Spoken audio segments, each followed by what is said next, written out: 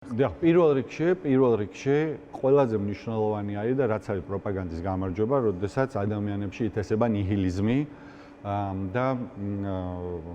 გამოთქმა არის ესე ცნობილი, ხშირად ვიხსენიებ ხოლმე ფრანგული გამოთქმა, ფრანგებს აქვს გამოთქმა, რომ გამარჯვების რწმენა არის გამარჯვების საწინდარი მთავარი და ნახევარ გამარჯვებას უდრის. გაცილებით უფრო სასტიკი რეჟიმები, გაცილებით უფრო ძლიერი რეჟიმები, არა ეს კლოუნადა, რომელიც რუსული კლოუნადა, რომელიც დღეს საქართველოს მართავს, არამედ გაცილებით უფრო სასტიკი რეჟიმები ემხობა და დამხობილა, იმიტომ რომ არაფერი უფრო ძლიერი არ არის, ვიდრე დიდი სახალხო პროტესტი. ეს ერთი. მეორედ, აუცილებლად ეს რეჟიმიც, ივანიშვილის რეჟიმიც დაემხობა, იმიტომ რომ არანაირი სინამდვილეში მათ ხარდაჭერა არ აქვს, არანაირი იდეოლოგიური ხაზი მათ არ გააჩნიათ. ეს არის სისტემა, რომელიც არის კლონი რაღაცა რუსულ-ბელორუსული სისტემის, რომელსაც ისინი ცდილობენ რომ საქართველოშიც დაამყარონ,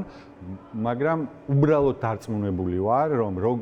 კი შეიძლება მოკლე ვადაში მან წარმატება მიაღწიონ, უბრალოდ შეუძლებელია ამ ქვეყნის გარუსება. მე ამაში ვარ ღმად დარწმუნებული და ამის ნიშანია ის პროტესტი, რომელიც უწყვეტად მიმდინარეობს, ზოგჯერ უფრო ხალხმრავალი, ზოგჯერ უფრო მცირერიცხოვანი, მაგრამ მე დარწმუნებული ვარ, რომ როდესაც ამის მომენტუმი დადგება,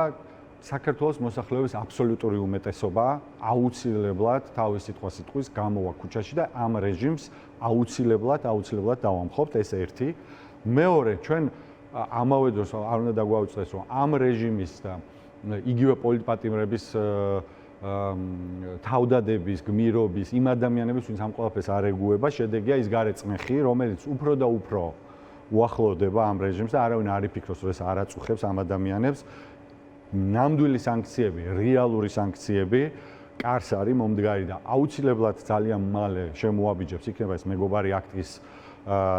სახით თუ ევროკავშირში მათთვის მთლიანად აკრძალვის სახით, მათი ოჯახის წევრების და ასე შემდეგ და ასე შემდეგ, იმიტომ რომ შეუძლებელია. ამაზე გაქვთ რამე ინფორმაცია თუ სავარაუდოდ ამბობთ? ეს პროცესი ჩართული არის და თუ ჩვენ გადავხედავთ საერთაშორისო პრესას, თუ ჩვენ გადავხედავთ საერთაშორისო გამოხმაურებას, თუ ჩვენ გადავხედავთ იმ არაადეკვატურობას, რომელსაც ქართული ოცნების რეჟიმის წარმომადგენლები თვითმარქვია ხელისუფლება ყოველდღიურად ახმოვანებს, ეს პროცესი დაწყებული არის და რა თქმა უნდა, ჯერ მანამდე გახსოვთ ამბობენ, რომ არანაირი სანქციები არ იქნება, ეხლა ამბობენ, რომ ჩვენ სანქციების არ გვეშინია, რეალურად სანქციები რო დადგება, მერე უკვე ვნახავთ მათ შეწყვეტილ. თუმცა ბიძინა ივანიშვილი არ შეხვდა ამერიკის ელჩს და სწორედ იმის გამო, რომ ჩემი ფული დასანქცირებულია და ამის გამო მე კომპლექსები მაქვს აკიდებულიო და ამ კომპლექსები მაწუხებსო და ფული არის ჩემთვის მთავარიო, ასე მოკლედ და კონკრეტულად რომ შევაჯამოთ იმ წერილში ეს კაცი, ანუ ფაშა, რომელსაც საკუთარი თავი გამოაცხადა ფაშად, ეს არის რეალობა.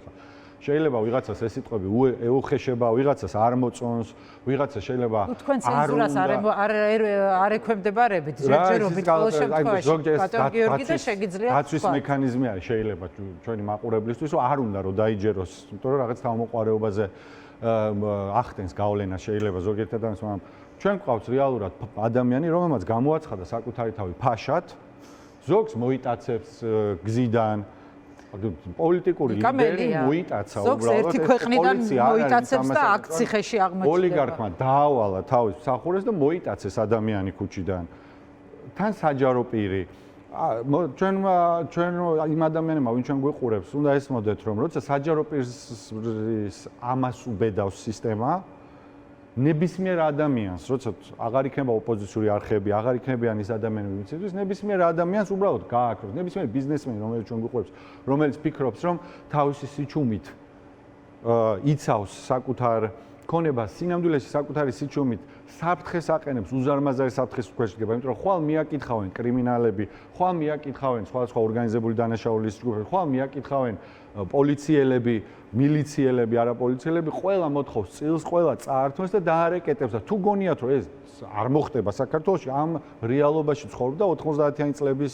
საბჭოთა კავშირის დაშლიდან 90-იანი წლები, ვისაც ახსოვს, ხო, ახალგაზრდა თაობა შეიძლება არ ახსოვს, მაგრამ ამ ხალხს უნდა ახსოვდეს და უფრო მეტიც თვითონ ეს კორუმპირებული ჩინოვნიკები ამ ქონებას მაქსიმალურად ცდილობენ გადამალონ, გაიქცნენ, გაიტანონ და რეალურად აი ეს მაფიოზური სახელმწიფო, რომელიც ყალიბდება საბოლოო ჯამში მიუკაკუნებს ყველას. ამიტომ რა თქმა უნდა ჩვენი წინააღმდეგობა ეს არის ერთი მხარე, მაგრამ მეორე მხრივ საქართველოში არიან ადამიანები, ვინც გვანახებს ბრძოლის უნარიანობას, ვინც გვანახებს თავგანწირვას, იქნება ის ადამიანები, ვინც ქუჩაში არის, იქნება ის ადამიანები, ვინც არ უშინდება პროტესტს, იქნება ის პოლიტიკოსები, ვინც ციხეში მიდის. ხო, ანუ ძალიან მნიშვნელოვანია, რომ ჩვენ ეს ადამიანები გზად არიან, შეიძლება ითქვას, ნიკა გვარამია ალბათ. რა თქმა უნდა დავაფასოთ ეს ადამიანები, დიახ, და როდესაც ჩვენ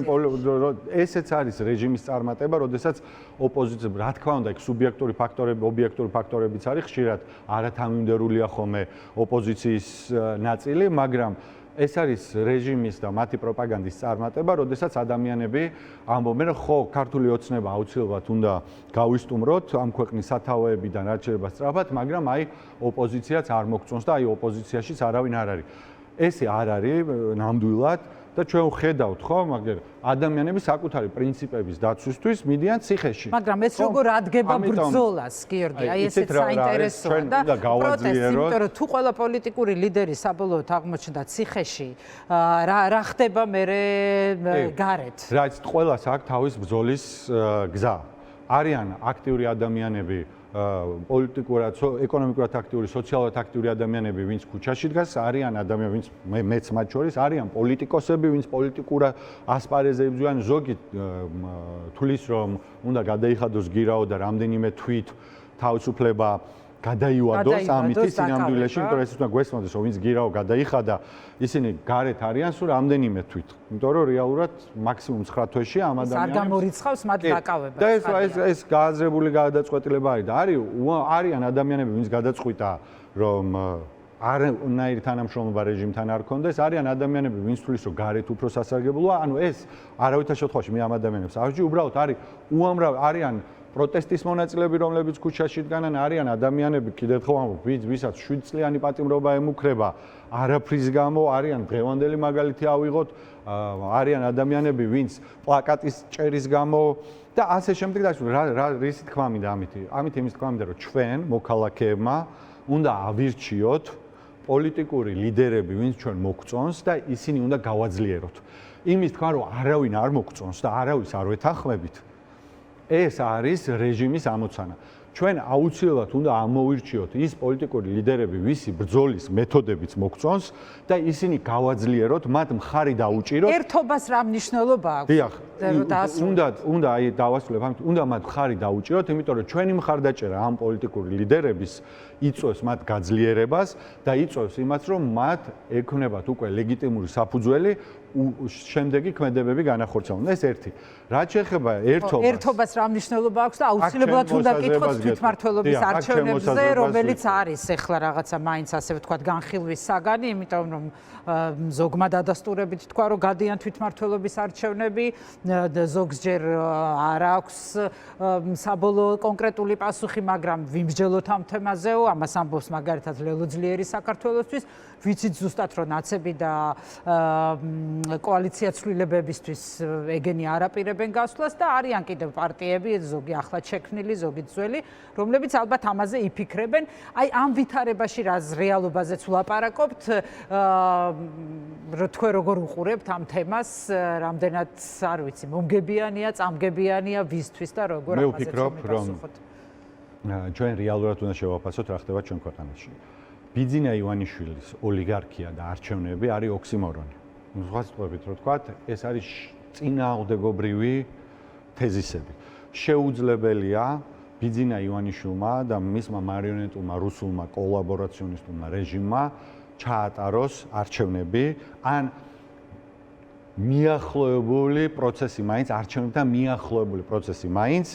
რომელიც ქართველი ხალხის ნებას გამოხატავს.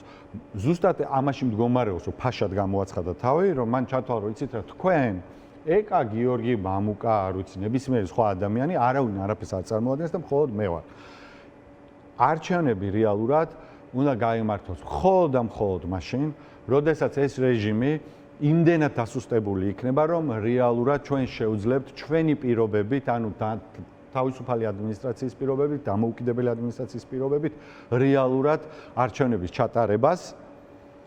და მხოლოდ ამ შემთხვევაში იქნება შესაძლებელი რეალურად არჩევნები უნდა იყოს ფორმალური კონსტიტუციური მექანიზმი უკვე დასრულებული ქართული ოცნების, პოლიტიკურად დასრულებული ქართული ოცნების ცვლილების. ეს არის ჩემი აზრი, მე ამის თქვენ საუბრობთ თუნდაც საპარლამენტო არჩევნებზე. რა თქმა უნდა, რაც შეეხება თვითმმართველობის არჩევნებს, რომელსაც რაღაც შუალედურ არჩევნებად აღიქვამენ, მიუხედავად იმისა, რომ არ შეცვლილა არანაირი პირიქით გაუარესებული საარჩევნო კანონმდებლობაა და რა ვიცი, ხა დაყალბებისგან დაზღვეული ცხადი არა. ეს არის თავისი მოტყუება, ჩემი პირადი აზრი არის ესეთი, ნებისმიერ ჩემთვის უბრალოდ წარმოუდგენელი არის და მსოფლიოში არ არსებობს პრეცედენტი, უბრალოდ მსოფლიოში არ არსებობს პრეცედენტი, სანქცირებული მინისტრები ყავს, სანქცირებული მთავრობა ყავს, მაგნიტსკისით, ასე შემდეგ, ღიად პრორუსული ხელისუფლება ყავს, ოლიგარქია ყავს, კრიმინალები მართავენ პროცესებს, კორუფციაში იხჩობა მთელი ქვეყანა და ამ დროს ისინი ჩაატარებენ არჩევნებს და იტყვიან, უი, ასე ვქვია, წავაგეთ არჩევნებიო, ხალხმა ოპოზიცია არჩიო. ეს ხო ჩემი აზრით ძალიან მიამიტური წარმოდგენა არის რა რეჟიმთან გვაქვს საქმე. არ არის საჭირო რომ ეს რეჟიმი გადავაფასოთ და უფრო ძლიერად წარმოვაჩინოთ ვიდრე არიან სინამდვილეში. საერთოდ არ არის ეს რეჟიმი ძლიერი რეჟიმი, იმიტომ რომ შეუძლებელი არის ქართულ რეალობაში ესეთი პრორუსული რეჟიმი რამეს ეფუძნებოდეს, მაგრამ მისი სათანადო არშეფასებაც არის არასწორი. ამიტომ რა თქმა უნდა, რაც ჩვენ უნდა გავაკეთოთ, ჩემი აზრით კიდევ ერთხელ ვამბობ, ეს არის მაქსიმალური ერთიანობა ქვეყნის შიგნით, დაუმორჩილებლობა, უწყვეტი პროტესტი. არავინ არ იფიქროს, რომ ეს იგივე ეს ცვლილებები, სადაც ვითომ უგზალავენ უკვე სიტყვების თქმაც, იგივე ეს კორუმპირებული რეჟიმი სპეციალურად ვიყენებ ახლა ამ სიტყვებს ალბათ მიხვდა მაყურებელი ზუსტად პასუხად იმ სამარცხვინო და მორიგი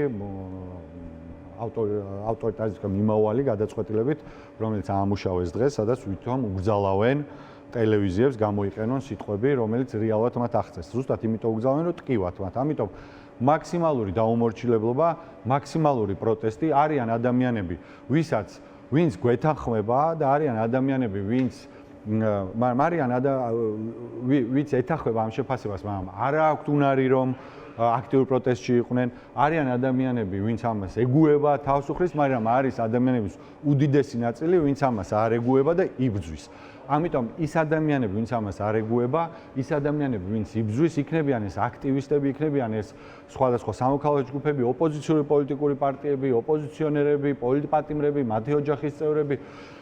ეს ჩვეულებრივი აქტიური მოქალაქეები როგორც მე ვარ როგორც თქვენ ხართ იქნება ეს ჟურნალისტები ჩვენ ამ ეს ადამიანები უნდა გავაძლიეროთ მათ ბრძოლას უნდა მხარი დაუჭიროთ და აუცილებლად ბრძოლა შიგნით და საბოლოო ჯამში ამ ბრძოლის შედეგი დიდი საგარეო წნეხი საბოლოო ჯამში აუცილებლად ჩამოაქცევს ამ რეჟიმს და ეს რეჟიმი ჩამოიქცევა გაცილებით უფრო სწრაფად ვიდრე ჩვენ გონია ქალბატონიკა მე ამას დარწმუნებული ვარ გაცილებით კიდევ ერთხელ ვამბობ უფრო ძლიერი რეჟიმები ტუნისი, ეგვიპტე, უზბეკეთი და სხვადასხვა ჩვენ ასე ვთქვათ აი ამ რეგიონს ვამბობ ჩამოშილა ძალიან სწრაფად და რო ჩამოიშლება ეს რეჟიმი და ამ ადამიანებს რო ვეღარ ვიპოვით ვერსად მე აი გაიხსენეთ ჩემი სიტყვები ვიტყვით რომ ესე ხუხულასავით მარტივი თუ ყოფილა ამათი ჩამოშლა ამდენი ხანი როგორ ვერ ჩამოშალეთო მარტივი არ არის დიდი ხანია ვებძვით მადლობა ბატონ გიორგი